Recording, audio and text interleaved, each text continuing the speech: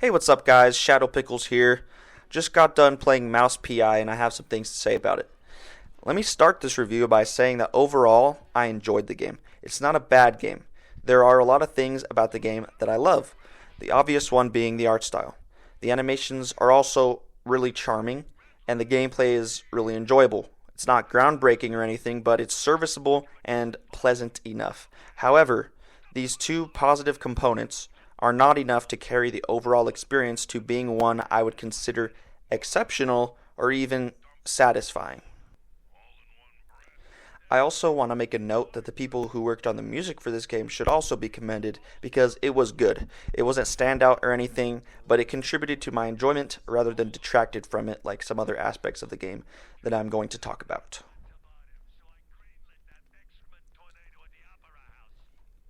It is with a heavy heart that I proclaim I too am giving Mouse PI a 6 out of 10. I think a lot of people who are upset at IGN for giving it a 6 out of 10 haven't even played the game. If they did, I think they would understand.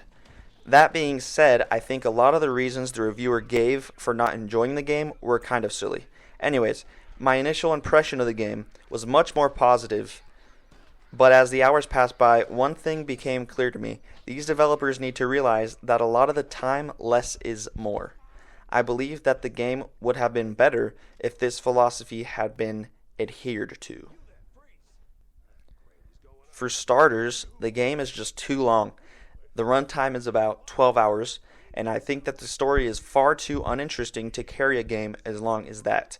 The problem extends to the dialogue and the characters who speak it. I found myself most of the time wishing that they would just get to the point.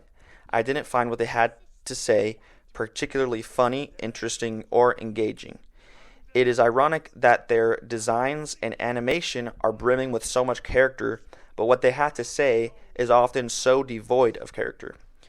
Jack himself also seems to have something to say about almost every little thing. I was going to say that I wouldn't mind if the things he had to say were at least funny, but I think it would still be too frequent. Along those same lines, I found the constant references to be tiresome. There were also some that I know would be confusing to people if they didn't get the reference. For example, Jack can come across a ticket booth and then says, "Ticket seller, I'm going on a perilous journey, so I need your strongest tickets. You can't handle my tickets, they're too strong for you." And then he chuckles to himself. That got a cheap laugh out of me, but had I not seen the potion seller video, I would have been so confused, and I bet you're confused right now if you haven't seen that video. It doesn't make any sense in the context of the situation either. I think the best way to do references is to make sure that they are still funny even if you aren't familiar with the source material.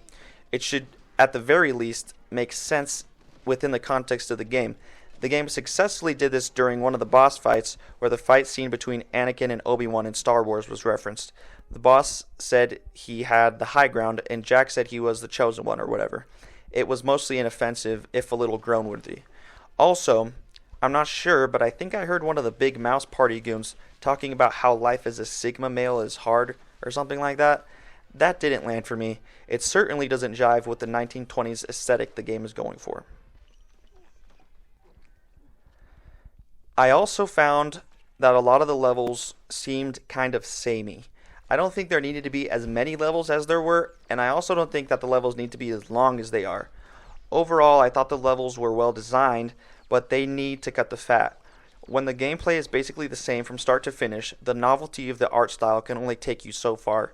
That is why I say the game would have benefited from an overall shorter runtime. I don't think many people would have had a problem with that, considering the game is only $30. I think it could have been halved to 6 hours, and I would have been happy. I also think that some of the weapons are just straight up duds. The double barrel shotgun is not very good, and there is almost no reason to use the pistol once you get the machine gun. Either get rid of the guns that are not fun to use or make all of the guns fun to use. In addition, the finger gun upgrade and fire upgrade don't add a whole lot. They aren't more fun to use than the base guns, and they aren't more effective, so what's the point?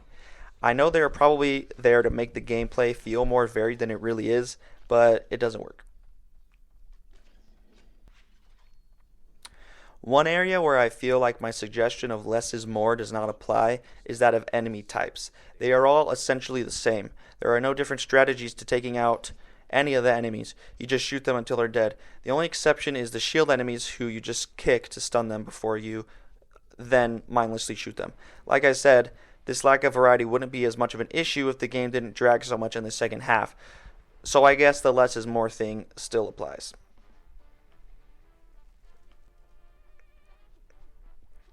Another thing is the collectibles. For a while, I wondered what the point of money was, and then I realized that there was very little point.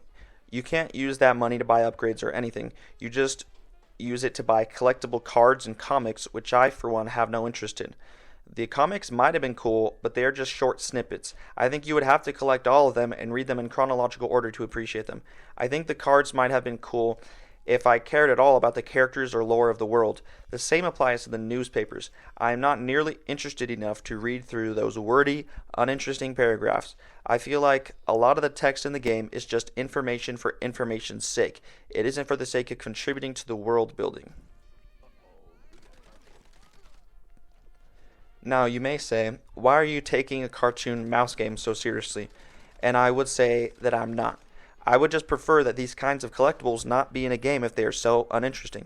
I enjoy reading the notes of people left behind in Resident Evil games, and to a lesser extent the Doom games, because it adds something to my experience. There's a point to it. That's all I want, is a point. As much of a meme as it has become, I see what the IGN reviewer was talking about with the incessant cheese talk. They don't just beat that horse until it's dead, they beat it until it's an unrecognizable pile of mush.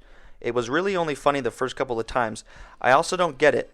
Is cheese drugs, liquor, or just food that they really enjoy? Do they even like cheese? They describe unpleasant smells as various cheeses as well. I don't get it and I don't like it.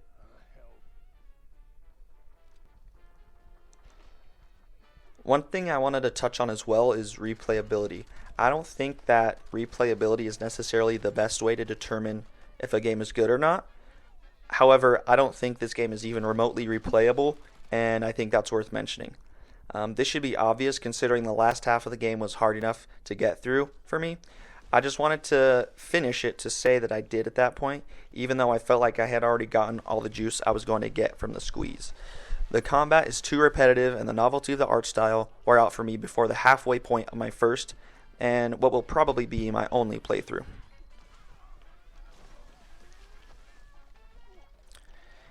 I have never written a game review before, and the reason I'm writing one right now is because I feel like there was so much missed potential here. It could have been an all-time great like Cuphead, if there weren't some things bogging the overall experience down.